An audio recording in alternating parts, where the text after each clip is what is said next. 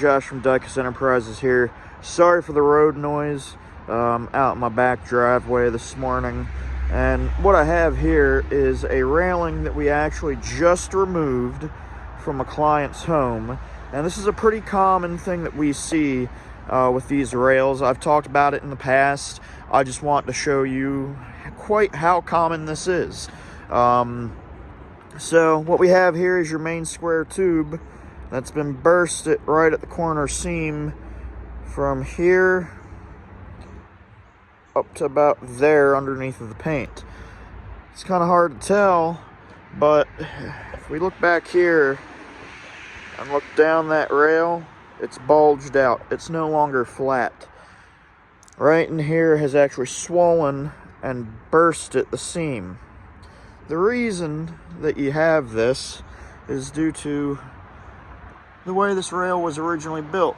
It's a little dark because it's early, but right up in here is a hole. Right here is a very poor quality weld.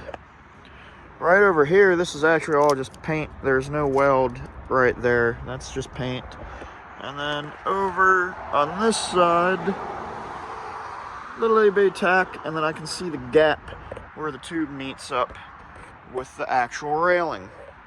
And that's not good, because the way these were mounted, I've already cut this one, but as you can see on the inside of it, that's rotting from the inside out. All this in here, that's all rust.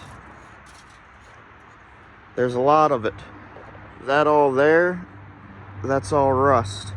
So what happens when they install these rails, they'll do what's known as core drill. They'll core drill a big old round hole down into the concrete, and they'll sink these posts down into the concrete.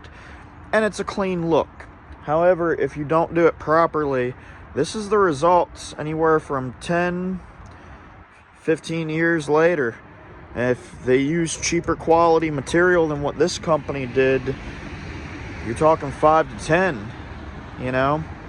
The problem with doing it this way is a lot of companies, especially when they mass produce these railings for large housing developments, they leave the openings on the top where moisture can get in, and then this is down in concrete.